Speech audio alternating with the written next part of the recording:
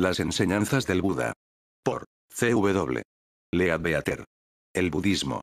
Por encargo de la Sociedad Teosófica, he estudiado durante algunos años entre los budistas de Ceilán I y de Birmania II, y yo mismo fui admitido en la Iglesia Budista del Sur por su jefe Aboticado Sumangala, al cual tendré que citar de vez en cuando, si bien procuraré que sea lo menos posible, pues trataré más bien de exponeros mis propias impresiones acerca de esta gran religión. Primero dedicaré algunas palabras al fundador del budismo. Luego bosquejaré sus más culminantes principios, y después diré algo acerca de sus resultados prácticos. La vida del fundador del budismo. La historia de la vida del fundador del budismo es una de las más bellas que jamás se han referido. Pero ahora solo puedo dar un muy ligero bosquejo de ella. Los que deseen leerla tal como merece y debe ser referida, esto es, en brillantes y melodiosos versos, deben leer La luz de Asia, por Sir Edwin Arnold. Verdaderamente, no existe exposición alguna tan hermosa de los principios de esta gran religión como la que Sir Edwin Arnold ha dado en los incomparables versos de su bello poema, y si tengo la fortuna de introducir en este gran libro alguno que todavía no sea conocido, seguramente el lector me lo agradecerá. Resumiendo, pues, el gran fundador del budismo fue el príncipe Siddhartha Gautama de Kapilavastu, ciudad situada a unas 100 millas del nordeste de Benares en la India, a 40 millas de los picos inferiores de las montañas de los Himalayas. Era hijo de Suddhodana, el rey de los Sakyas, siendo su esposa la reina Maya. Nació en el año 623 ADC, y su nacimiento está rodeado de encantadoras leyendas, del mismo modo que lo están los nacimientos de todos los demás grandes instructores. Se cuenta que tuvieron lugar grandes prodigios, como, por ejemplo, que apareció una magnífica estrella, del mismo modo que más tarde se dijo con respecto al nacimiento de Cristo. Su padre, el rey, como era natural en un monarca hindú, había mandado hacer el horóscopo del niño inmediatamente después de su nacimiento, resultando de la predicción del mismo, que su destino debía ser de un alcance muy notable y trascendental. Fue predicho que tenía ante sí una gran elección que hacer, y que podía sobrepujar a todos los hombres de su época, siguiendo una de las dos líneas que tenía a su elección.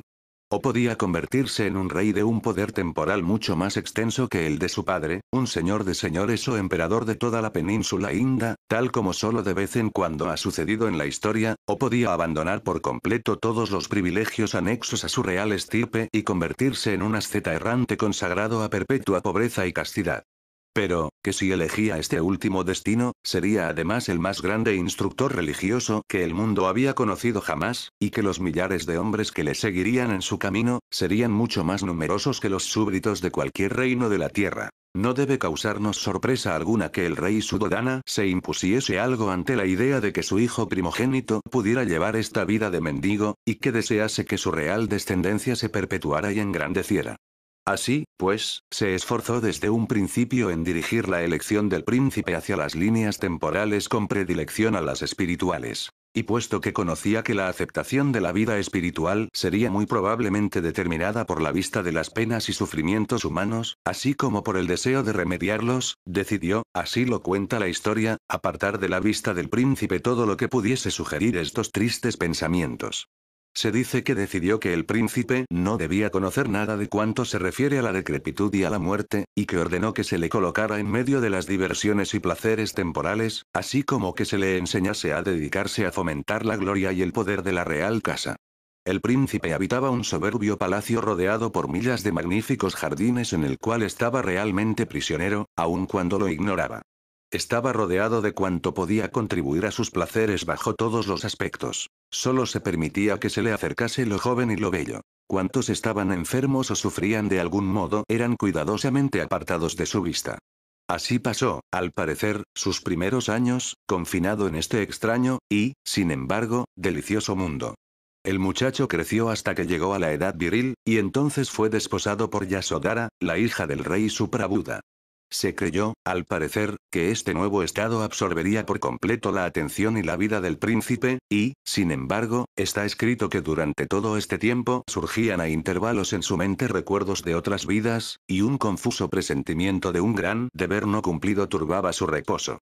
Sin embargo, cuando fue llegado el momento, se casó y tuvo un hijo, Raula. Pronto después de este suceso principió a aumentar su pena y disgusto, y parece ser que insistió en pasar al mundo exterior a fin de ver algo de la vida de los demás. Escrito está que de este modo se puso en contacto por vez primera con la decrepitud, con la enfermedad y con la muerte, y profundamente afectado a la vista de tales miserias tan comunes entre nosotros, aunque completamente nuevas y desconocidas para él, sintió una gran tristeza al contemplar el triste destino de sus semejantes. Viendo, además, cierto día a un santo ermitaño, se impresionó vivamente a la vista de su sereno y majestuoso aspecto, y comprendió que en este mundo había a lo menos uno que estaba por encima de los por otra parte generales males de la vida. Desde este momento su resolución de vivir la vida espiritual se hizo más y más firme, hasta que al fin llegó el instante en que, a la edad de 29 años, abandonó definitivamente su rango de príncipe, dejando todas sus riquezas en manos de su esposa e hijo, y se retiró a la selva para dedicarse a la vida ascética. Como es muy natural, Gautama pertenecía, como su padre y todos los demás habitantes de la India, a la gran religión hindú, y por lo tanto, se dirigió a los principales ascetas brahmanes con el objeto de adquirir las instrucciones y los consejos que necesitaba en su nueva vida. Pasó un período de 6 años entre estos instructores, con el objeto de aprender de ellos la verdadera solución del problema de la vida, y a fin de hallar un remedio a las miserias del mundo, sin poder encontrar cumplidamente lo que buscaba. La enseñanza de estos instructores parece haber sido siempre que solo por medio del más rígido ascetismo, e imponiéndose las más duras privaciones, puede uno esperar escapar a las penas y sufrimientos que son la herencia de todos los hombres, y por lo tanto, Gautama ensayaba uno tras otros todos los sistemas hasta en sus más minuciosos detalles, aunque siempre con un ardiente deseo no satisfecho de encontrar algo más real y positivo. El riguroso y persistente ascetismo a que se entregó, quebrantó al fin su salud, y se cuenta que un día estuvo a punto de morir extenuado de hambre. Después que se hubo restablecido, comprendió que, si bien para hallar lo que buscaba podía el ascetismo ser un método bueno para ser practicado fuera del mundo, no era, sin embargo, este método el más apropiado para llevar la luz al mundo, y en consecuencia pensó que para ayudar a sus semejantes, debía cuando menos vivir el tiempo necesario para encontrar la verdad que les podía hacer libres. Parece ser que desde los primeros momentos observó la más altruista conducta. Aunque poseía todo cuanto podía hacer la vida feliz y apetecible, sin embargo, las mudas penalidades y miserias de tantos millones de infelices repercutían sobre él de una manera tan vívida, que mientras vivió, jamás le fue posible conocer la felicidad. No era para sí, sino para los demás, que deseaba hallar un medio para escapar a las miserias de la vida física. No era para sí, sino para los demás, que sentía la necesidad de una vida elevada que pudiese ser vivida por todos. Viendo, pues, que todas las prácticas ascéticas eran ineficaces, las abandonó, dedicándose desde aquel momento a educar su mente en el ejercicio de la más elevada meditación. Colocóse inmediatamente debajo del árbol Bodhi, resuelto a obtener por el poder de su propio espíritu el conocimiento que buscaba.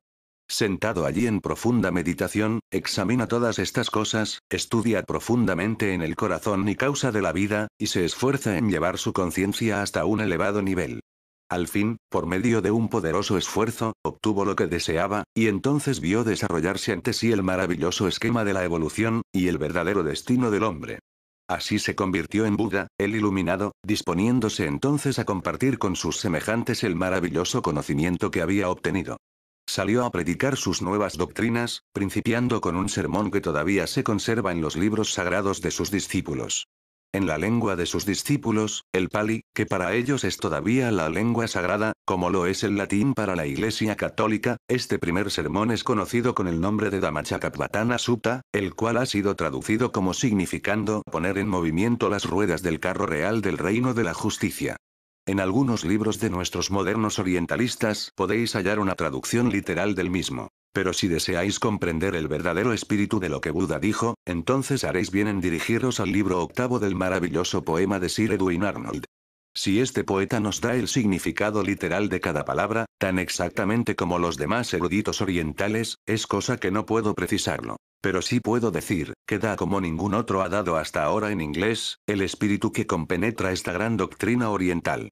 He vivido en medio de este pueblo. He asistido a sus festividades religiosas y conozco los sentimientos de su corazón. Y al leer La luz de Asia, se presenta toda la escena ante mí, tan vívidamente como la he visto muchas veces, al paso que la ruda y pedantesca exactitud de los orientalistas, no presenta ningún eco de la mística música de Oriente. Para decirlo en breves palabras, el Buda presentaba ante sus oyentes lo que él llamaba el sendero medio. Declaraba que los extremos, en cualquier sentido que fuesen, eran igualmente contraproducentes. Decía, por una parte, que la vida del hombre del mundo, absorto por completo en sus negocios y persiguiendo sueños de gloria y poder, era de resultados perjudiciales y funestos, puesto que de este modo descuidaba por completo todo aquello que era realmente digno de estima y consideración. Pero por otra parte enseñaba también que el riguroso ascetismo que dice al hombre que debe renunciar por completo al mundo y que le aconseja que se dedique exclusiva egoístamente a buscar los medios de separarse y escapar del mismo, era igualmente perjudicial y nocivo. Sostenía que el sendero medio de la verdad, y del deber, era el mejor y más seguro, y que si bien la vida consagrada exclusivamente a la espiritualidad, podía ser vivida por aquellos que estaban suficientemente preparados para ella, había, sin embargo, también una perfecta y verdadera vida espiritual posible para el hombre que todavía tenía su sitio y desempeñaba su misión en el mundo. Basaba su doctrina de una manera absoluta, sobre la razón y el sentido común.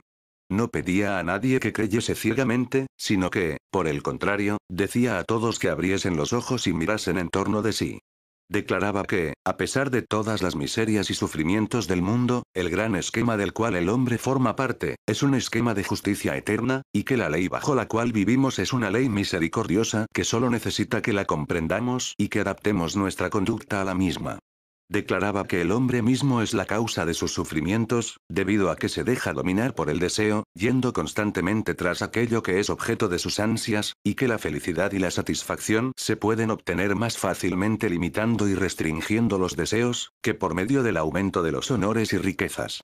Enseñó este sendero medio, por toda la India, con el más sorprendente éxito, durante un período de 45 años, y al fin murió, a los 80 de su edad, en la ciudad de Kusinagara, el año 543 ADC. Las fechas que he dado más arriba son las de los anales orientales, y aunque los orientalistas europeos se negaban al principio a aceptarlas, tratando de probar que Buda vivió en una época mucho más cercana a la era cristiana, ulteriores investigaciones les han forzado a colocar esta época en una fecha más lejana, por cuyo motivo aceptan ahora que los anales originales son dignos de confianza.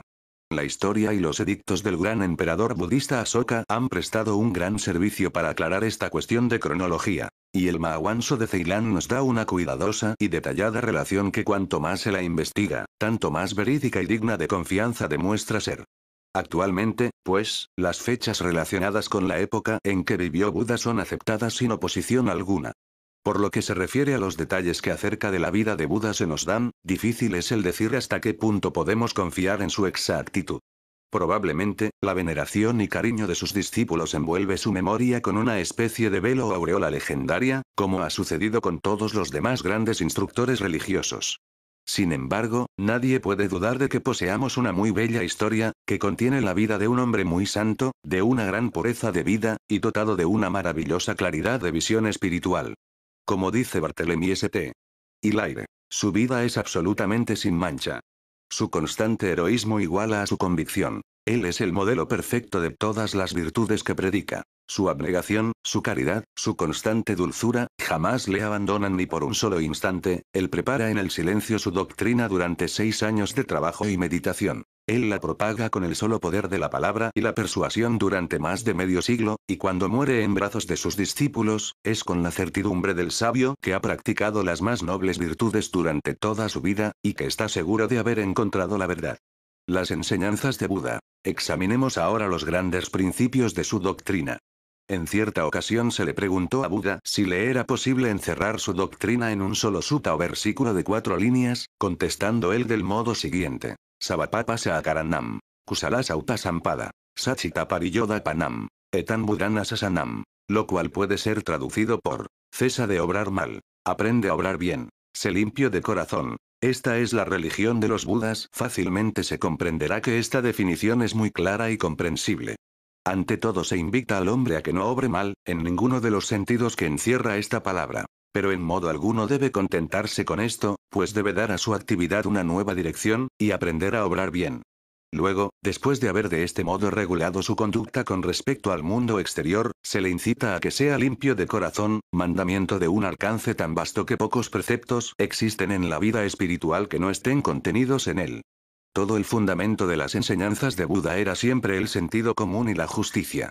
Basaba su pretensión a ser escuchado sobre el hecho de que sus enseñanzas eran claras y comprensibles, e imprimió esta circunstancia de una manera tan insistente y enérgica en el espíritu de sus discípulos, que en un concilio ecuménico que los monjes budistas celebraron en Vaisali, cuando surgió la cuestión acerca de si ciertas doctrinas habían realmente formado parte de las enseñanzas de Buda, se convino unánimemente en que solo aquello que no está en contradicción con la pura y sana razón, podía pertenecer a las enseñanzas de Buda. Buddhism in Tibet, p. 21, por Schlaginweit. Ojalá que los concilios ecuménicos de la Iglesia cristiana hubiesen hecho otro tanto. Pues así, los absurdos que han oscurecido y desnaturalizado la verdadera fe, jamás hubieran tomado la gigantesca y sin embargo insólita estructura de la teología ortodoxa actual. Esta decisión del concilio concuerda también con lo que el mismo Buda dijo a los habitantes del pueblo de Kalama cuando le preguntaron en cuáles, entre todas las diversas doctrinas del mundo, debía creer. A lo cual contestó: no creáis en una cosa que se dice por el solo hecho de que se dice, ni en las tradiciones porque han sido transmitidas por la antigüedad, ni en los rumores como tales, ni en los escritos de los sabios solo porque proceden de ellos, ni en ideas que quizás imaginéis que han sido inspiradas por un deva, esto es, en una supuesta inspiración espiritual, ni en conclusiones sacadas de alguna suposición que por acaso podáis haber hecho, ni en la que puede parecer una fatalidad inevitable, ni en la simple autoridad de vuestros propios instructores o maestros. Pero creed cuando el escrito, doctrina o máxima esté sancionada por vuestra propia conciencia. Por esto yo os he enseñado, no a creer meramente lo que habéis oído, sino a creer según los dictados de vuestra propia conciencia, así como a obrar según ella con entera y completa libertad. Estas palabras se pueden hallar en el Kalama Sutta del Anguttara Nikaya, y seguramente que la actitud que por parte del instructor religioso presentan es muy clara y terminante. El budismo, por lo tanto, no tiene credo alguno, solo exige que el hombre examine por sí mismo los hechos que le rodean. Es la única doctrina que el mundo ha conocido que está completamente libre de dogmas, ceremonias y supercherías. Según sus enseñanzas, dentro de las inmutables leyes de la justicia, cada hombre es en absoluto su propio creador y el de su destino. El budista es aquel que sigue las enseñanzas de Buda y vive la vida que él ha prescrito. Así, pues, según esto, pueden existir muchos individuos entre nosotros a quienes se puede calificar de budista, aun cuando jamás hayan leído una sola palabra de esta maravillosa doctrina. La enseñanza de Buda reconoce también los diversos tipos de hombres, y atiende, por lo tanto, a la necesidad que algunos de ellos sienten de recibir un conocimiento más amplio que por el momento no sería asequible a los demás. Ya tuve ocasión de insistir acerca de este punto al hablaros del cristianismo, y lo mismo exactamente que dije de este puede decirse con respecto al budismo. En el Parinibbana Sutta se presenta al mismo Buda declarando que él no da con restricción y parsimonia, como hacen algunos instructores que ocultan algunas cosas. Pero si bien es evidente que con esto se quiere dar a entender que enseñaba todas las cosas abiertamente, tampoco es por ello menos cierto que el verdadero fundamento de la gran ley solo puede ser comprendido por aquellos que han perfeccionado sus poderes perceptivos. Vemos que hablaba en parábolas y relataba historias a las ignorantes masas, del mismo modo que lo hacía Cristo. Pero también predicaba el Sutta Pitaka para los más avanzados, del mismo modo que daba el Vinaya Pitaka para el gobierno de los monjes de su orden, y perfeccionaba el Abhidhamma Pitaka, o enseñanza filosófica o psicológica, para las inteligencias más desarrolladas. Al paso que insistía tan enérgicamente acerca de la posibilidad y el deber de vivir una vida pura mientras todavía se estuviese en medio de los negocios del mundo, enseñaba, como todos los demás grandes instructores han hecho, que la más elevada de todas las vidas era aquella que estaba consagrada por completo al desarrollo espiritual y al servicio de la humanidad.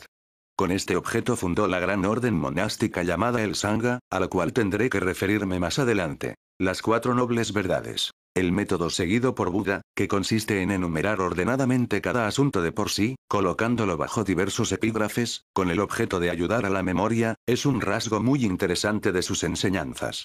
En su primer sermón, empieza por la enumeración de sus 4 nobles verdades. Estas 4 verdades representan otros tantos eslabones de una cadena de razonamientos, y cada uno de ellos va seguido de una explicación detallada. Pero el conjunto, está ordenado de tal suerte, que una sola palabra es suficiente para traer al momento al espíritu de cualquier estudiante, el argumento entero. Y apenas si será posible, aun para el menos inteligente, que haya estudiado una vez la cadena de razonamientos, el olvidar ninguno de sus eslabones. Sus 4 verdades son: primera, el dolor. Segunda, la causa del dolor. Tercero, la cesación del dolor. Cuarta, el sendero que conduce a la cesación del dolor. La primera verdad la explicaba Buda de este modo. Toda la vida del hombre en el mundo es una vida que, o bien está llena de dolor, o en cualquier momento está expuesta a serlo. El hombre se esfuerza constantemente en obtener algo de que carece, y sufre en tanto que no lo consigue o, por otra parte, está en un continuo temor de ser desposeído de algo que ya ha obtenido. El hombre sufre cuando pierde a los que ama, o aquello a que está fuertemente adherido. Sufre a veces porque desea obtener un amor que se le niega, o porque aquello que ama huye de él. Sufre por el temor que siente a la muerte, ya sea por lo que se refiere a sí mismo, ya con respecto a las personas que ama. Así, pues, desde el nacimiento a la muerte, la vida del hombre ordinario en el mundo es una vida que en mayor o menor grado está completamente saturada de pesares y sufrimientos. Luego se ocupa de la segunda de sus verdades, y pasa a investigar cuál es la causa del dolor y después de un cuidadoso análisis llega a la conclusión de que la causa de todo dolor es el deseo inferior. Si un hombre no siente afán de riquezas y honores, permanecerá sereno y tranquilo, ya sea que los obtenga, o bien si los tiene se los arrebaten. Si su afecto se halla fijo en niveles elevados, si ama a su amigo, en este caso jamás podrá ser separado de él, ni su afecto se podrá jamás debilitar o perder. El hombre sufre a veces cuando llega a la decrepitud. Pero esto solo es debido a que siente un gran cariño por aquellas facultades físicas que en esta época de su vida ve que le abandonan. Si comprendiese realmente que el alma permanece inmutable, a pesar de la alteración que sufren las facultades corporales, no sentiría pesar alguno por este desgaste de la envoltura terrestre. Así se nos conduce a la tercera noble verdad, la cesación del dolor. Y, naturalmente, el modo de escapar del dolor es rechazar y combatir este deseo inferior. Así, pues, Buda dice que si conseguimos fijar nuestros pensamientos en lo superior y aprender a separar nuestros deseos de los niveles inferiores, todo dolor cesará para nosotros, y disfrutaremos de calma y serenidad. Un hombre puede vivir muy felizmente en el mundo físico, con tal que no permita que el deseo le sujete al mismo. Contentaos con lo que tenéis, y tomad esta vida inferior con calma filosófica, y de esta suerte habrá cesado el dolor para vosotros. Su cuarta noble verdad nos expone el método por medio del cual esta carencia de deseo puede ser obtenida. El sendero para obtener esto, dice, contiene 8 etapas, por cuyo motivo en la literatura budista se habla constantemente de él como del noble óctuplo sendero. La primera de estas etapas afirma que es la verdadera fe, pero debemos poner sumo cuidado en no interpretarlo mal. El budismo no exige ni consiente ninguna clase de fe ciega, pues, como hemos visto, una fe semejante está claramente excluida del mismo. El hombre no debe creer porque se le dice que tal o cual cosa es esencialmente razonable. Por otra parte, a menos de que esté seguro que ciertos principios generales son realmente auténticos, será poco probable que se preste a hacer el esfuerzo necesario para elevarse en el sendero de la evolución. La definición que hace Buda de la verdadera fe, es casi una exposición de los principios teosóficos. Pues la fe que se exige, es aquella que consiste en creer en la eterna ley de justicia, o sea de causa y efecto, así como en la posibilidad de alcanzar la bienaventuranza eterna, siguiendo el sendero de pureza y santidad. Estos postulados le conducirán a la segunda etapa, que es pensar bien, y desde esta pasa naturalmente a la tercera y cuarta, que son hablar bien y obrar bien. La quinta etapa, medios honestos de ganarse la subsistencia, es otra necesidad para el hombre que todavía ha de vivir en el mundo. Y la piedra de toque por medio de la cual puede conocer si su modo de ganarse la vida es honesto, es que no debe causar daño a ningún ser viviente. La sexta de estas etapas está descrita como resolución sostenida, o esfuerzo sostenido.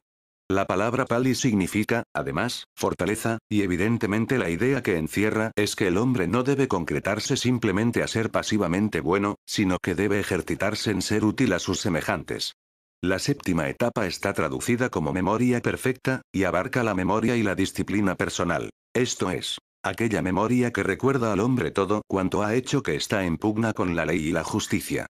Y de esta suerte le incita a que evite volver a caer en la misma falta. La última etapa es la concentración perfecta o meditación, o sea el dominio perfecto del pensamiento y la dirección del mismo hacia la consecución de fines elevados y altruistas.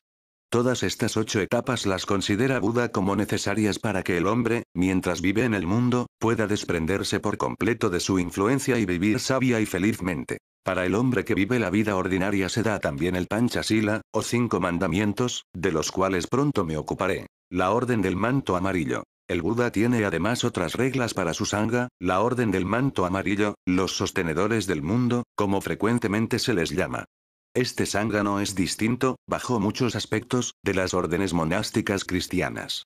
Lo mismo en el primero que en las segundas, los monjes hacen voto de observar una pobreza y castidad perfectas. Pero en la orden budista existe la gran ventaja de que no se permite a nadie que tome el voto a perpetuidad, como se hace en las órdenes cristianas. Sabemos que no es una cosa rara en los países europeos que un hombre entre a formar parte de una corporación monástica bajo el influjo del entusiasmo religioso, o quizás, a veces, porque está disgustado del mundo, o a consecuencia de algún gran pesar.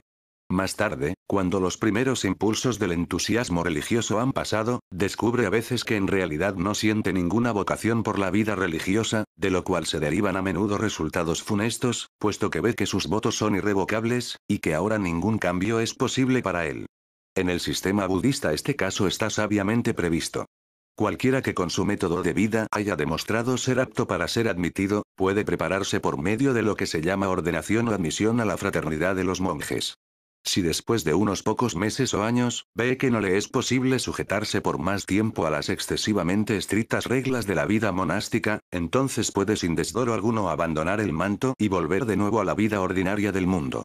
Nadie piensa mal de él en ningún sentido. Ha tratado simplemente de vivir en un nivel para el cual no está todavía completamente preparado. Necesita vivir algún tiempo más en el mundo para que pueda desarrollarse y alcanzar las condiciones necesarias. Pero nadie le vitupera por esto. En Birmania, todos los hombres tienen la costumbre de vestirse el manto, a lo menos por un corto tiempo, en uno u otro período de su vida. Aquellos que sienten que esta clase de existencia es la que mejor se adapta con su modo de ser, se quedan en la orden y se convierten en miembros permanentes de ella. Otros abandonan sus mantos al cabo de un año poco más o menos de vida monástica, y vuelven a las filas de la vida ordinaria. Pero no en peores, sino en mejores condiciones que antes, debido a la poca o mucha experiencia que han obtenido de algo más elevado. Debe tenerse en cuenta, que el ser un gran instructor religioso en Oriente, no es en modo alguno lo mismo que ser el jefe de alguna gran doctrina aquí en Occidente. El instructor oriental no goza de las rentas de un príncipe, ni va en carruaje rodeado de un séquito parecido al de muchos monarcas. Precisamente porque los obispos y misioneros cristianos viven en medio del lujo y la ostentación, ningún oriental cree que ellos sean verdaderos instructores religiosos. Pues en el Oriente, el instructor religioso, es aquel que consagra su vida entera a la más elevada espiritualidad, que observa la más absoluta pureza, que jamás recibe dinero por ningún concepto, y cuya principal regla de vida es que no debe poseer propiedad alguna, excepto el vestido que lleva, y aun este mismo vestido está confeccionado de modo que no tiene valor alguno si se vende. Por otra parte, es tan grande la universal veneración que en el Oriente se siente por la vida espiritual, que el respeto que se tiene por el más inferior o más joven de estos instructores, es mucho mayor que el que se concede al rey. La veneración que se tiene a los mantos amarillos o monjes de Buda, es muy grande y sorprendente, y yo mismo he visto repetidas veces a los magnates más ricos e influyentes de la ciudad, levantarse respetuosamente y permanecer de pie, con la cabeza inclinada, en presencia hasta de un niño novicio, que hacía pocos momentos que por primera vez se había revestido con el hábito de la orden. En Ceilán se presta este mismo respetuoso homenaje a los jefes hereditarios del pueblo, los descendientes de la antigua familia real. Tanto es así, que varias veces he visto a los transeúntes retirarse a un lado de la calle cuando se encontraba el jefe, permaneciendo en actitud respetuosa hasta que había pasado. Sin embargo, estos mismos jefes reunidos en solemne asamblea, se ponen inmediatamente de pie al entrar, siquiera sea el más joven de los miembros del Sangha, y permanecen en esta actitud hasta que se les invita a que se sienten. Con lo dicho se verá cuán grande es el respeto que en todo el mundo budista se tiene por el manto amarillo. La vida del monje. La vida de los monjes es de un desinterés y desprendimiento absolutos. No solamente no poseen ninguna clase de bienes temporales, sino que el alimento que se les da lo reciben sin elegirlo o pedirlo. Sus vidas están consagradas al estudio y a la meditación, aunque también se les exige que prediquen al pueblo en determinadas épocas. La principal festividad de los budistas se celebra el día del plenilunio, si bien sus demás cuartos o periodos se celebran también aunque con menos pompa, de modo que prácticamente visitan el templo un día por semana, como en nuestro país la gente va a la iglesia el domingo. Los monjes tienen también el deber de aconsejar y advertir a todos aquellos que a ellos se dirigen, y a leer, en determinadas ocasiones en público, lo que se le ha dado el nombre de ceremonia pirit, esto es, las palabras de consuelo y bendición, y además, cuando se les pide, deben hacer otro tanto en casas particulares cuando hay algún enfermo. Los miembros del Sangha han sido frecuentemente descritos en libros de viajeros, y generalmente en la literatura que trata de este asunto como sacerdotes budistas. Pero la verdad es que esta calificación es a la par impropia y errónea. Las ideas que en el catolicismo y judaísmo van envueltas con la palabra sacerdote, son completamente desconocidas en la enseñanza del budismo, pues nada hay en este que indique que pueda existir un intermediario entre el hombre y la ley de la justicia divina, ninguna alusión referente a que el hombre necesite que se haga por él lo que se supone que hace el sacerdote. Por lo tanto, cuando nos encontramos con la frase un sacerdote budista, no debemos perder de vista que se trata simplemente de un monje, de un hombre cuya vida está por completo consagrada a la religión. Se supone que su desarrollo le conduce fuera y más allá de las cosas de este mundo y a estados elevados acerca de los cuales he hablado en mis libros Clarividencia y el más allá de la muerte. Se supone que ha puesto definitivamente su pie en el sendero de santidad, el sendero que le conduce al nirvana. En los últimos capítulos de Protectores Invisibles he expuesto detalladamente las etapas de este sendero, así como las cualidades que el candidato debe desarrollar en cada una de ellas, por cuyo motivo no las repetiré aquí, si bien debo recomendar eficazmente su estudio a todos aquellos que deseen comprender el noble y elevado espíritu de esta gloriosa religión, el nirvana. Existe, además, otro punto referente al nirvana, la meta de este sendero, que no debo pasar en silencio, puesto que este asunto ha sido muy erróneamente interpretado. La descripción que el mismo Buda da del nirvana, está tan por encima de la comprensión del hombre, que solo ha sido educado según el modo ordinario de pensar y sentir del mundo, que nada tiene de extraño que a primera vista haya sido mal comprendida por los orientalistas europeos. Hasta Max Muller, el gran sánscritista de Oxford, sostuvo durante muchos años que el nirvana era simplemente el equivalente de la aniquilación, y desgraciadamente esta errónea interpretación parece haberse extendido amplia y rápidamente. En los últimos períodos de su vida, debido a un ulterior y más profundo estudio, llegó a comprender que se había equivocado. Verdaderamente, nadie que haya vivido en el Oriente entre budistas, puede ni por un momento suponer que considera la aniquilación como el fin que se esfuerzan por obtener. Es de todo punto innegable que la obtención del nirvana significa la completa aniquilación de la parte inferior del hombre, que es en verdad todo lo que de él conocemos en la actualidad. La personalidad y todo lo que está relacionado con los vehículos inferiores es transitorio y debe desaparecer. Si tratamos de formarnos una idea de lo que el hombre sería si careciese de todo lo que está incluido en estas palabras, veremos que para nosotros, en nuestro estado actual, nos sería muy difícil de comprender qué es lo que quedaría. Y, sin embargo, la verdad es que todas las cosas persisten. Que en el glorificado espíritu que perdura, la esencia de todas las cualidades que han sido desarrolladas a través de siglos de luchas y fatigas en las encarnaciones terrestres, están presentes en el mayor grado de lucidez imaginable. El hombre se ha convertido en algo más que un hombre, puesto que ahora se halla en los mismos umbrales de la divinidad, a pesar de lo cual continúa siendo siempre el mismo, si bien es un yo mucho más perfecto.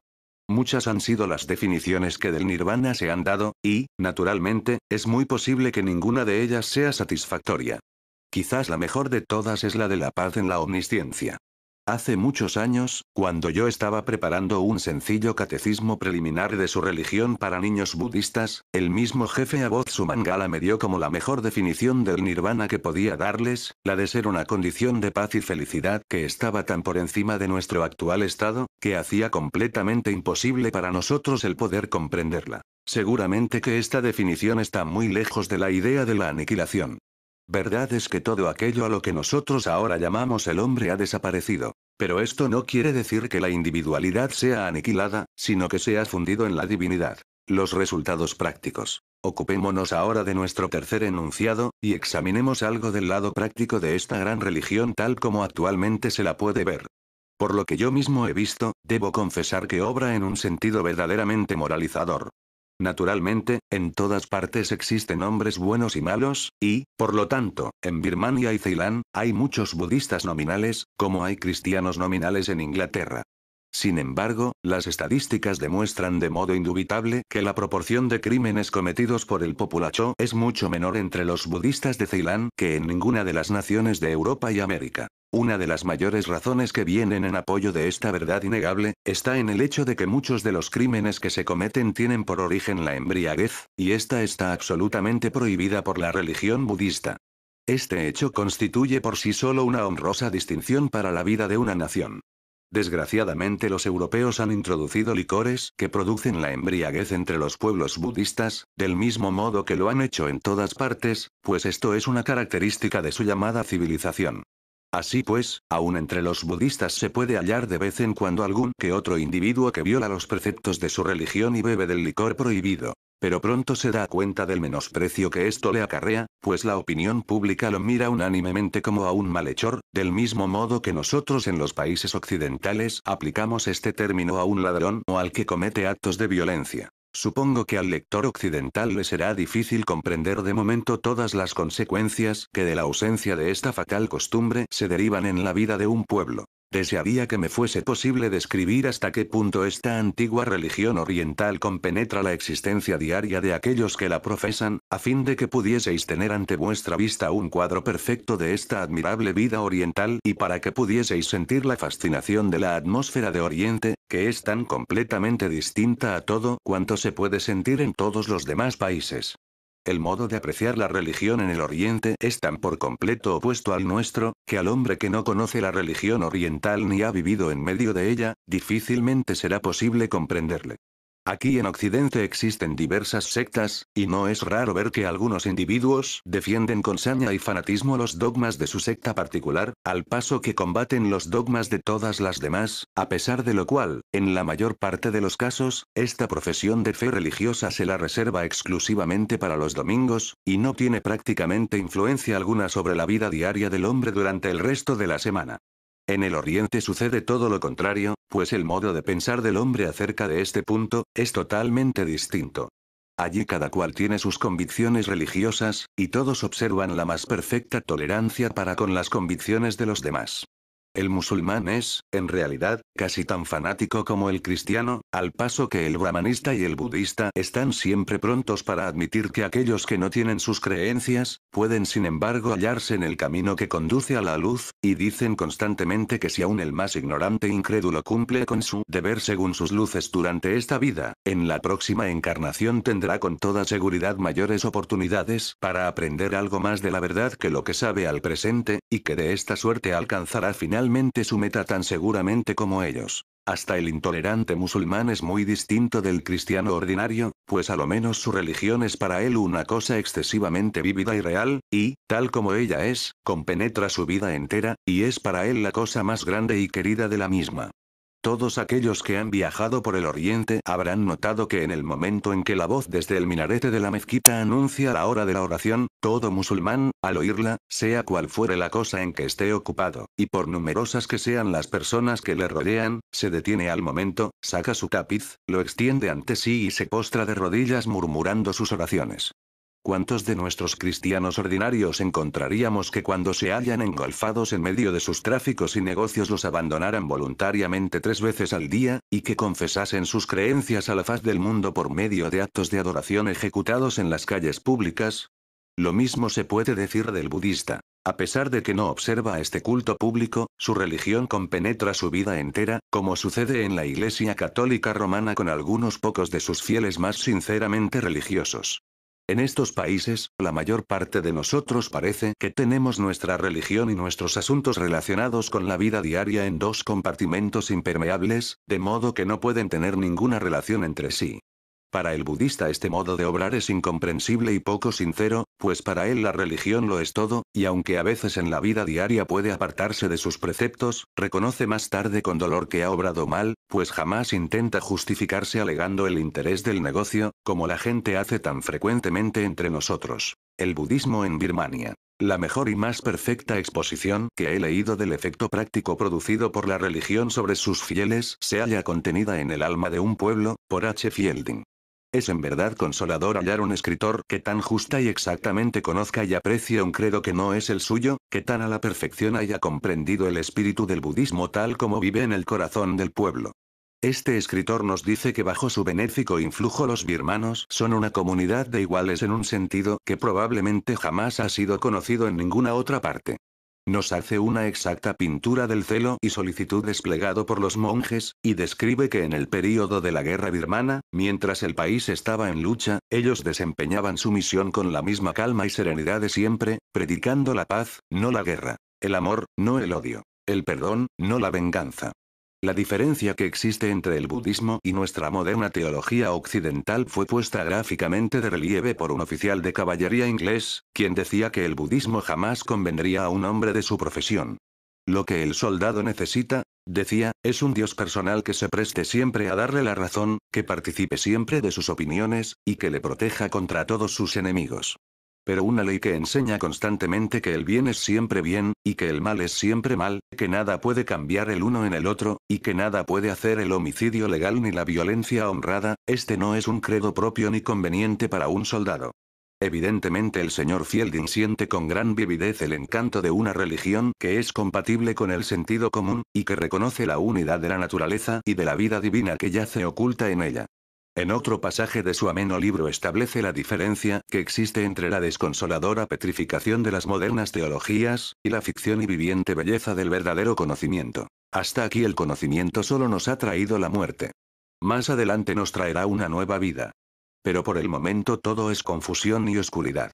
Porque hemos perdido nuestra fe en las hadas, porque ahora no creemos que existan duendes en nuestras cavernas, porque no existe espíritu en el viento ni voz en el trueno, nos hemos llegado a convencer de que los árboles y las rocas, las flores y las tempestades, son todas cosas muertas. Nosotros, decimos que están formadas de materiales que ya conocemos, que están gobernados por leyes que hemos descubierto, y que no existe vida alguna en la naturaleza. Para el budista, así como para el griego en la antigüedad, toda la naturaleza es una cosa viviente. La ofrenda en el templo. Veamos ahora lo que son los preceptos especiales o mandamientos de esta religión, que el hombre debe observar en la vida común. Ya hemos hablado antes del Panchasila, o 5 mandamientos. Pero la verdad es que, a pesar de que son evidentemente de un alcance mucho mayor que nuestro decálogo, no son, después de todo, realmente mandamientos. Cada uno de ellos, es no una orden, sino una afirmación. Su forma no es un mandato venido de lo alto. Tú no harás esto, sino que es una afirmación hecha por el hombre. Yo observaré esta enseñanza para evitar este pecado. Como hemos dicho, el budista, visita el templo o a lo menos una vez por semana, pero muchos de ingenian para poderlo visitar cada día, siquiera no sea más que por algunos minutos. Sin embargo, no van nunca con las manos vacías, pues cada devoto trae consigo una flor, o a veces un ramo de flores, que deposita sobre el altar de Buda acompañadas de algunas palabras de amor y gratitud. Deseando comprender el pensamiento de los sencillos campesinos que diariamente ejecutan esta ceremonia, frecuentemente preguntaba a alguno de ellos, por medio de un intérprete, ¿por qué ofrecéis estas flores a Buda? ¿Creéis acaso que esto le agrada? El interrogado respondía invariablemente mirándome con sorpresa. ¿Cómo ha de gustarle esto desde el momento que hace 2450 años que entró en Nirvana? Si yo insistía acerca del por qué eran las flores ofrecidas, la respuesta era siempre: nosotros las ofrecemos por gratitud a la memoria del fundador de nuestra religión que nos ha enseñado el modo de escapar de la rueda del nacimiento y de la muerte, y las depositamos ante su imagen a fin de que nuestras almas sean tan puras como la flor, y para que como ella derramen un suave perfume en torno nuestro.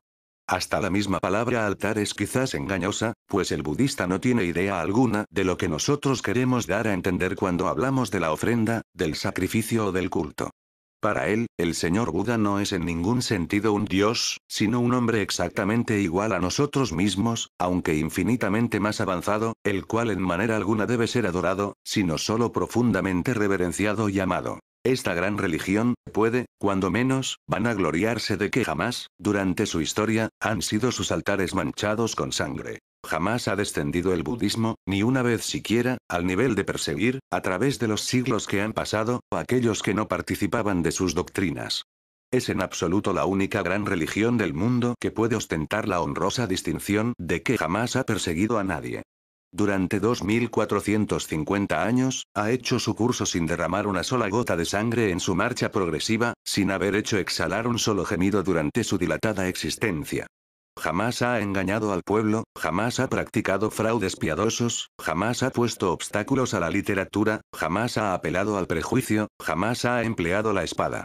Si esto pudiera decirse siquiera no fuese más que de una reducida y oscura secta, aún así sería un título de gloria para ella. Pero cuando vemos el inmenso perímetro que esta maravillosa religión abarca, y el número de razas que viven bajo sus leyes, entonces es, sin duda alguna, un hecho sorprendente. Como Sir Edwin Arnold hace notar, 470 millones de seres humanos viven y mueren en los dogmas de Gautama. Y los dominios espirituales de este antiguo instructor se extienden actualmente sobre Nepal y Ceilán, sobre toda la península oriental de la China, Japón, Tíbet, Asia Central, Siberia, y hasta la Laponia sueca.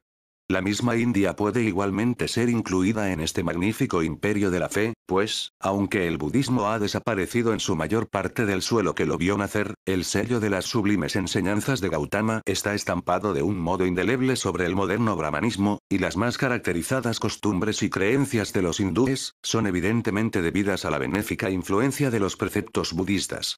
Así, pues, más de una tercera parte de la humanidad debe sus ideas morales y religiosas a este ilustre príncipe. Multitud de flores se depositan diariamente sobre su tumba inmaculada, e innumerables millones de labios repiten cada día la fórmula: yo me refugio en Buda. Los tres guías. Estas palabras son una traducción, aunque no completamente fiel, de las primeras palabras del Tisarana, la recitación de las cuales, junto con los 5 preceptos, constituyen la única fórmula pública empleada por la Iglesia budista del sur.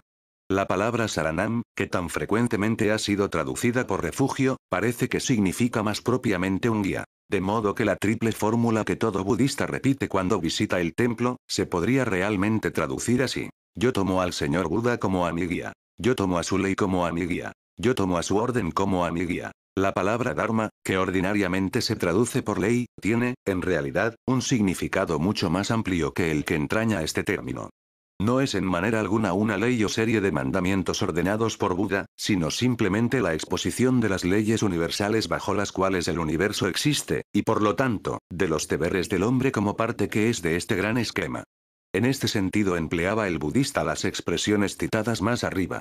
Al pronunciar el Tisarana da a entender simplemente que acepta al señor Buda como a su guía e instructor. Da a entender su conformidad con la doctrina que Buda enseñó, y su aceptación y reconocimiento de la gran orden de monjes budistas como intérpretes autorizados del significado y alcance de esta doctrina.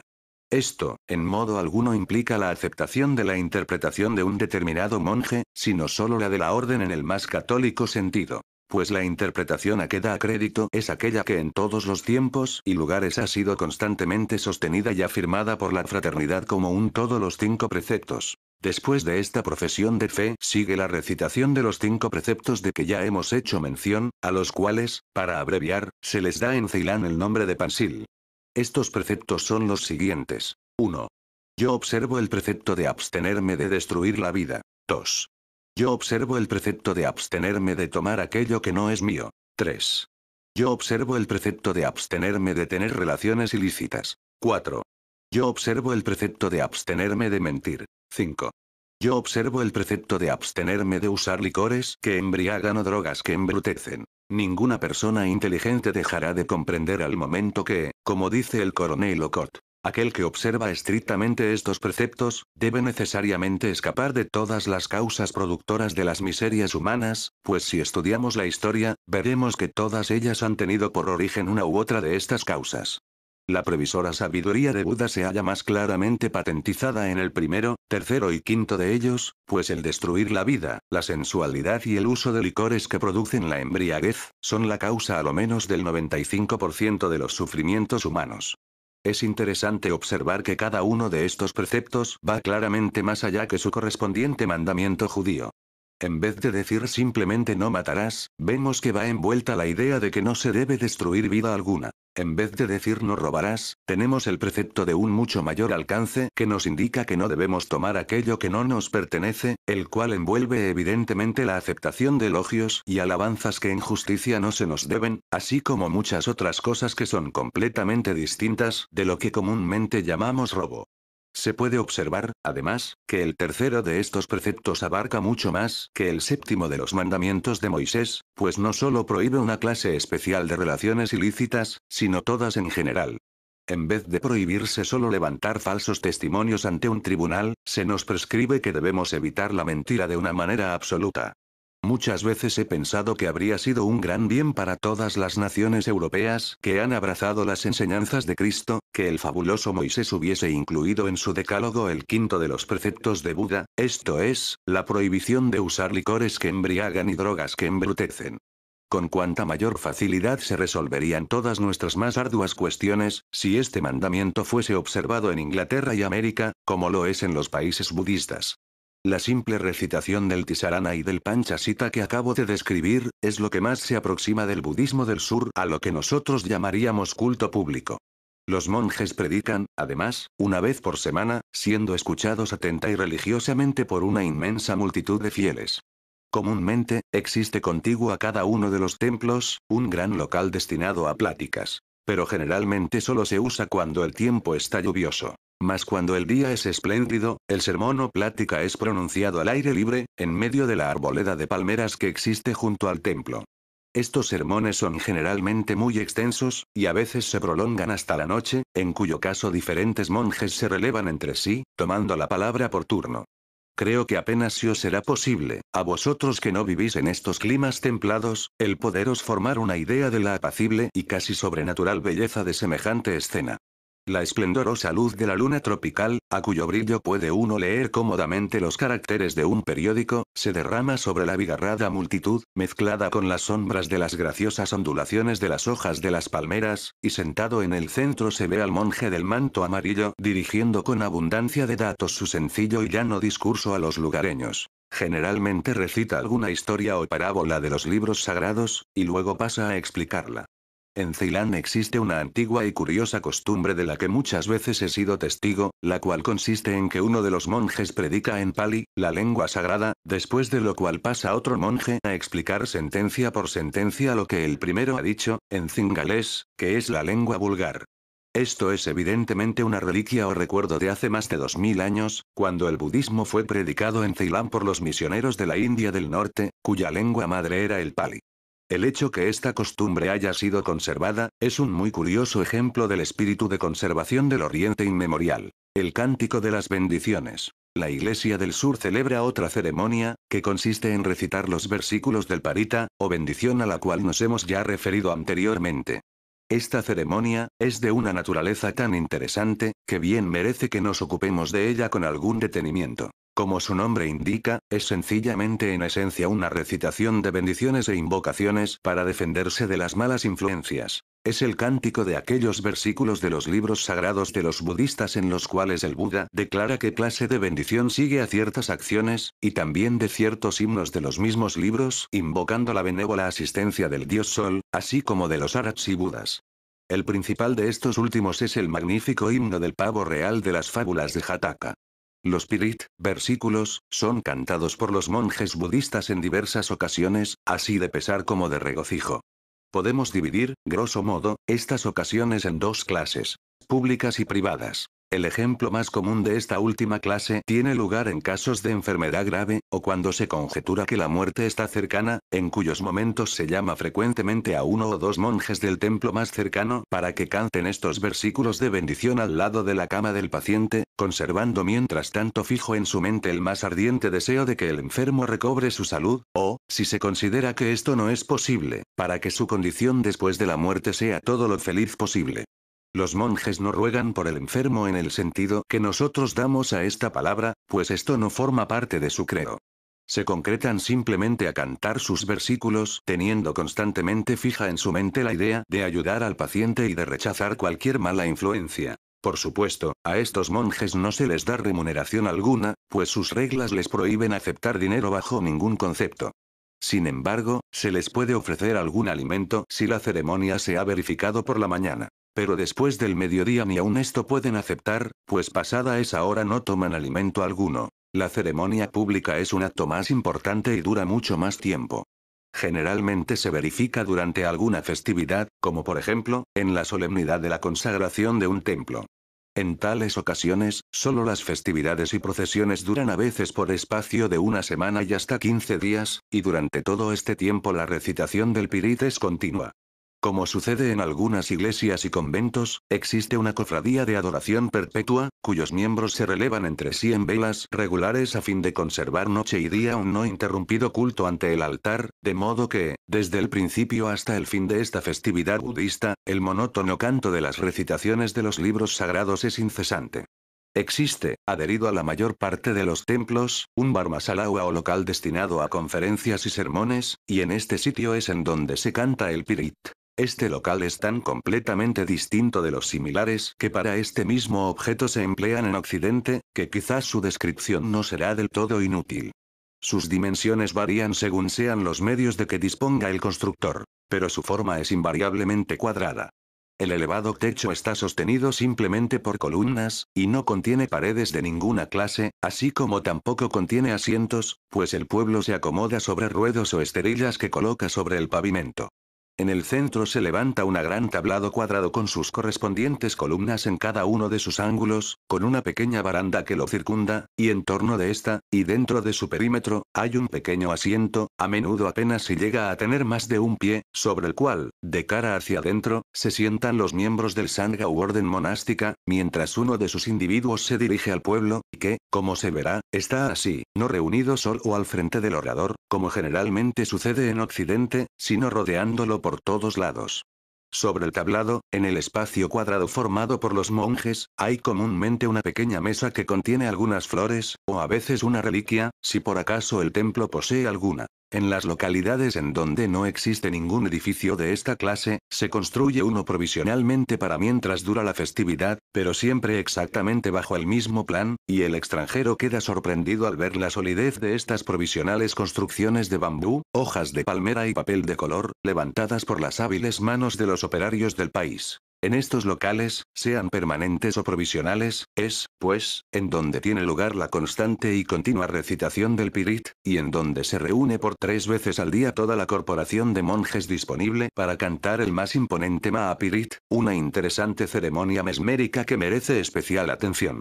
Desde luego, debe hacerse observar que antes de principiar la ceremonia se ha colocado en el centro del tablado un gran recipiente de agua cuidadosamente tapado, y se han enrollado numerosos hilos o cordones desde una a otra columna, conduciéndolos hacia arriba hasta hacerlos pasar por encima de las cabezas de los monjes a medida que van sentándose, siendo puesto este conjunto de hilos en contacto con el recipiente de agua que está en el centro a lo largo de distintas líneas convergentes.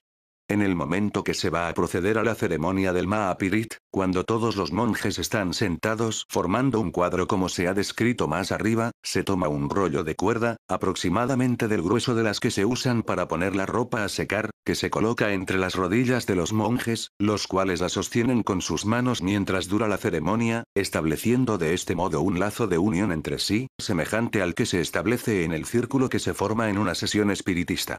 Después que la cuerda ha sido puesta en contacto con todos los monjes que forman el cuadro, se une uno de sus extremos con los hilos o cordones de arriba, de modo que todo el conjunto converja sobre el recipiente del centro. Hecho esto, principia el Mahapirit, y toda la corporación de monjes, unidas sus mentes por el deseo de hacer el bien, recitan durante unos 40 minutos una serie de bendiciones sacadas de los libros sagrados.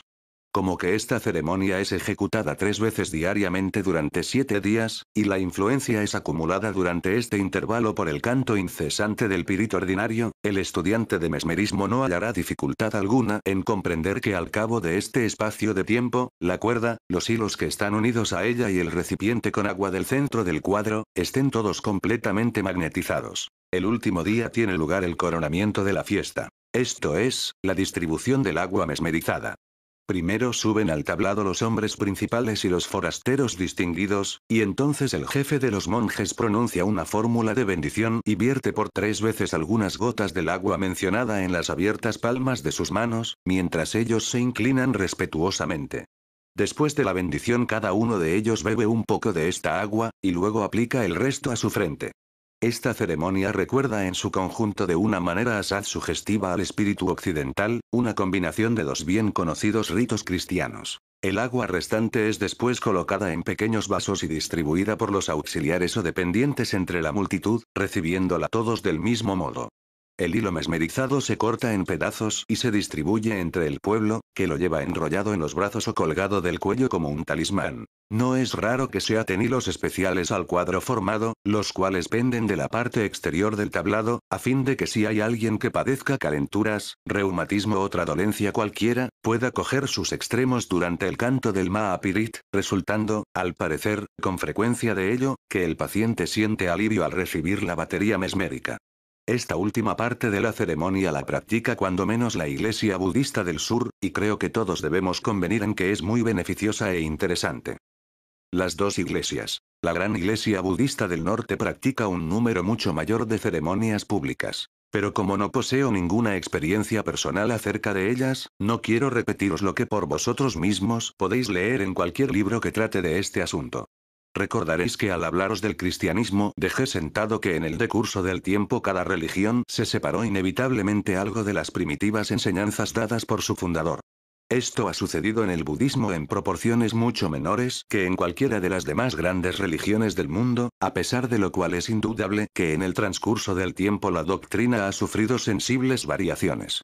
Es bastante curioso el observar que las dos iglesias han variado en un sentido diametralmente opuesto. La Iglesia del Norte ha añadido bastante a la doctrina, al paso que la Iglesia del Sur, en su celo por conservar su pureza, y para evitar adiciones, ha perdido algo de su primitivo vigor. La Iglesia del Norte se desarrolló principalmente entre las tribus menos civilizadas del Asia Central, y ha sufrido la influencia de los restos del culto primitivo de los naturales del país. Si uno lee cualquiera de los relatos más dignos de fe que se ocupan del budismo del Tíbet, al momento notará que existe involucrada en él una gran parte del culto primitivo de los naturales. Se ven aparecer deidades desconocidas, muchas de las cuales son de una naturaleza dañina y exigen sacrificios, al mismo tiempo que muchas de las órdenes y jerarquías de devas y otras entidades, han tomado un carácter tétrico, y son considerados en general como potencialmente malos. Sin embargo, algo a lo menos de la más elevada metafísica se ve claramente es conservado, como, por ejemplo, el Amitabha y Avalokiteshvara de su sistema, que corresponde exactamente con Parabrahm, el inmanifestado, y con Isavara, el logos manifestado, entre los hindúes. La Iglesia del Sur, por otra parte, ha rechazado casi por completo toda clase de adiciones.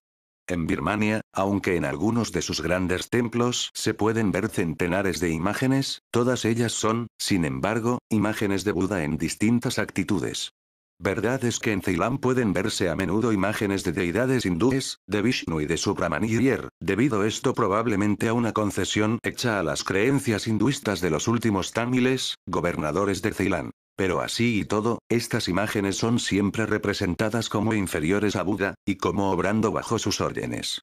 La Iglesia del Sur ha olvidado en parte la metafísica elevada, y en la actualidad no concede una gran importancia al Abhidhamma Pitaka, en el cual están contenidas todas las más elevadas enseñanzas filosóficas, a pesar de lo cual estudia asiduamente los libros que tratan de las reglas que deben observarse en la vida diaria, así como los que prescriben la regla de vida que deben observar los monjes. Su tendencia ha sido, sobre todo, marcadamente materialista, y se ha adherido de una manera tan exclusiva a los textos en los cuales Buda combate la idea de la persistencia de nuestra presente personalidad, que prácticamente ha concluido por negar en absoluto la positiva supervivencia del alma, de suerte que casi todos los monjes de la Iglesia del Sur, si se les preguntase acerca de la inmortalidad del alma, negarían sin vacilar que el budismo sostenga semejante doctrina, y procederían a explicar detalladamente que todo lo que nosotros entendemos comúnmente por alma del hombre, esto es, sus pensamientos, sus inclinaciones, sus sentimientos, y, en fin, todo lo que le hace un individuo aparte de los demás, todas estas cosas, nos dirán, son transitorias y no subsisten al fin del ciclo de encarnaciones. Si se insistiese y se les preguntase qué es lo que pasa de una a otra vida, responderán confidencialmente que lo que pasa es el karma del hombre, esto es, el resultado de sus pensamientos y acciones. Pero que la persona que en la próxima vida goza o sufre los resultados de la vida presente, es completamente distinta del hombre que vive ahora. Esto es, por supuesto, rigurosamente exacto si comprendemos el significado técnico de la palabra persona. Pero el monje ordinario no hace semejante distinción, pues está tan hondamente preocupado en rechazar la para él fantástica idea de la personal inmortalidad de Juan Pérez o de Tomás García, que pasa al extremo opuesto y prácticamente niega en absoluto la inmortalidad. A pesar de esto, en cada expresión de su vida diaria demuestra que este no es en realidad su verdadero significado, pues habla constantemente de algún dolor que sufre a consecuencia de algún acto realizado en anteriores vidas, y todos los sermones budistas concluyen con la bendición o deseo piadoso dirigido a los reunidos. Todos podéis alcanzar nirvana.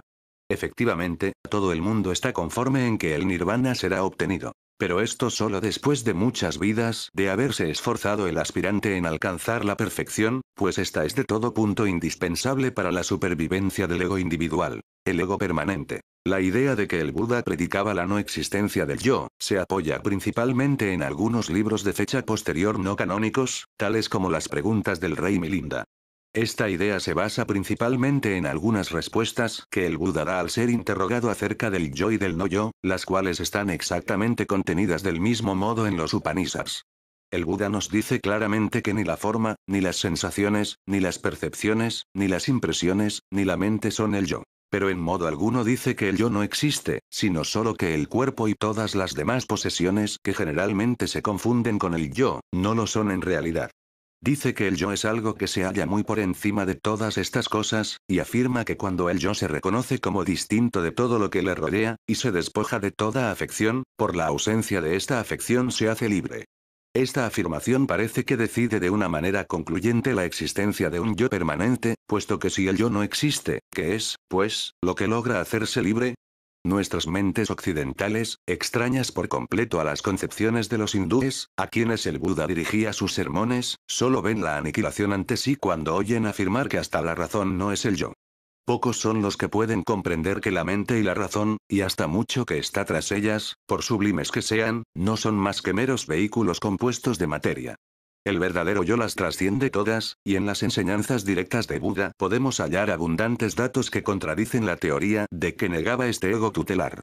Permitidme que cite aquí, siquiera no sea más que un solo ejemplo del Samanapala Sutta del Digha Nikaya. Después de mencionar las condiciones y la educación que son indispensables a la mente para conseguir el progreso espiritual, el Buda describe de qué modo puede un hombre recobrar la memoria de sus vidas pasadas, y de qué modo ve él pasar sucesivamente ante sus ojos todas las escenas en las cuales estuvo interesado. Para hacer más comprensible su idea dice, si un hombre sale de su pueblo para ir a otro, y luego a otro, y desde este último vuelve de nuevo al suyo, puede pensar, es indudable que yo fui desde mi pueblo a aquel otro. Allí estuve en esta posición, sentado de esta manera, hablando de este modo, y guardando silencio de este otro. Desde este pueblo fui a otro, y allí hice lo mismo. De igual modo he vuelto desde este último pueblo al mío. De la propia suerte, oh rey, el asceta, cuando su mente es pura, conoce sus anteriores nacimientos, pues piensa, en tal lugar llevé tal nombre, nací en tal familia, en tal casta, comía esto, experimentaba placer o dolor en tal o cual circunstancia, y pasé mi vida en distintos sitios, en cada uno de los cuales estuve en tales o cuales condiciones. Así, pues, aunque cambiado, del mismo modo he nacido yo ahora aquí. Esta cita demuestra bien claramente la enseñanza del Buda con respecto al ego que se reencarna. En el mismo sutta describe en florido estilo de qué modo el asceta puede conocer los nacimientos de los demás, y verlos morir en un sitio dado, así como puede también ver los sufrimientos del infierno y los goces del cielo de esos mismos hombres nacidos en cualquier parte. Verdad es que en el Brahmajala Sutta menciona todos los diversos aspectos del alma, y dice que estos aspectos no existen en sentido absoluto, puesto que su existencia depende del contacto, esto es, de la relación. Pero al negar la absoluta realidad del alma está por completo de acuerdo con los demás grandes instructores hindúes, pues no solo la existencia del alma, sino hasta la del mismo logos, solo es en verdad relativa. Los espíritus poco cultivados interpretan con frecuencia erróneamente estas ideas. Pero el estudiante asiduo del pensamiento oriental no dejará de comprender su significado exacto, así como que las enseñanzas del Buda relativas a este asunto son exactamente iguales a las que ahora da la teosofía. La teosofía y las religiones. Desde luego, comprenderéis que solo me ha sido dable presentaros un muy sencillo bosquejo de este magnífico sistema, a pesar de lo cual espero que lo que llevo dicho será suficiente para daros siquiera no sea más que una ligera idea de otra de las grandes religiones existentes en el mundo, y que bastará para demostraros que, no obstante lo mucho que su forma externa difiere de la nuestra, y a pesar de lo muy distinto que es del nuestro el ambiente en el cual florece, no es, después de todo, más que otra exposición de la magnífica verdad que yace igualmente oculta en todas las religiones. Al tratar de explicar la teosofía nos hemos hallado frecuentemente con la objeción de que es idéntica al hinduismo o al budismo, y que es simplemente una tentativa hecha con el objeto de propagar una u otra de estas religiones aquí en Occidente. Solo por medio de una asidua y paciente explicación nos es dable demostrar que por medio de la teosofía no tratamos de propagar religión alguna, sino más bien descubrir la antigua sabiduría que yace oculta en todas ellas. Para muchos espíritus occidentales las enseñanzas de la teosofía tienen, al parecer, bastante semejanza con las religiones orientales, porque, efectivamente, estas religiones han conservado en sus credos populares una mayor parte de las grandes verdades de la naturaleza, que la que ha conservado la fe ortodoxa que comúnmente se enseña en Europa. Por lo tanto, algunas de las primeras ideas que el teosofista adquiere del estudio de nuestra literatura, le recuerdan probable y naturalmente lo que ha oído acerca de estos grandes sistemas orientales. En cierto sentido, semejante objeción es justa, pues la teosofía es idéntica al budismo y al hinduismo esotéricos. Pero del mismo modo es idéntica también al zoroastrismo, islamismo y cristianismo esotéricos, como lo ha demostrado palpablemente la señora Besant con respecto a este último en su admirable libro que lleva este título. No es solo aquí donde se ha hecho semejante objeción contra la enseñanza teosófica. En la India ha habido también personas que han interpretado erróneamente la teosofía en un sentido muy parecido. Debido a que los fundadores de la sociedad, y algunos de sus miembros y trabajadores más distinguidos, pertenecen a la religión budista, estas personas han insinuado la idea de que toda la obra de la sociedad se reduce a la propagación del budismo, y esto ha producido cierta vacilación en un determinado número de hindúes que estaban prontos para engrosar sus filas. En Ceilán, y otras comarcas budistas, esta mala interpretación ha tomado una opuesta dirección, pues algunos budistas, cuyo celo cegó su discreción y conocimiento, acusaron a algunos de nuestros jefes teósofos de favorecer indebidamente la fe de nuestros hermanos hindúes. El hecho mismo de que existan semejantes opiniones contradictorias debe demostrar en dónde está la verdad a los que tienen ojos para ver, o a aquellos cuyas mentes son bastante amplias, y cuya voluntad es bastante enérgica para permanecer firmes sobre el verdadero plano teosófico. El objetivo teosófico. La divisa de nuestra sociedad es: no hay religión más elevada que la verdad, y como cuerpo no tiene ninguna creencia o dogma especial. A nadie que desee formar parte de ella se le exige que cambie de creencias, ni siquiera se le pregunta cuáles son estas. Entre nuestros miembros hay hinduistas, budistas, parsis, musulmanes, judíos y cristianos, y cada uno es completamente libre de procurar obtener las más elevadas verdades a través de las líneas de pensamiento que le son más familiares. Existen individuos en nuestra sociedad pertenecientes a cada uno de estos sistemas, que repetidas veces han hablado con gratitud y reconocimiento del torrente de luz que la teosofía ha lanzado sobre el verdadero significado de los puntos más oscuros de las doctrinas que les legaron sus antepasados. La única condición que se exige a los que desean formar parte de la sociedad, es que observarán para con sus hermanos la misma benévola tolerancia y deferencia que desean para sí. Este es el verdadero punto de mira teosófico. Pero es un punto de mira noble y elevado, y su aire es demasiado rarificado para que pueda ser respirado por el sectario o fanático. El sectario ve que no le es posible vivir en estas para él inaccesibles alturas, y, o bien debe retroceder de nuevo al lúgubre pantano de su importancia personal, o rechazar para siempre su orgullosa apariencia de espiritualidad y convertirse en un ser más noble y elevado. No es, pues, de extrañar, que aquellos que solo pueden ver la luz que despiden sus propias lumbreras, sean incapaces de asimilar una idea religiosa tan noble y elevada, y que por lo tanto comprendan mal a aquellos campeones del pensamiento cuyas mentes están vaciadas en moldes mucho más amplios y elevados que las suyas.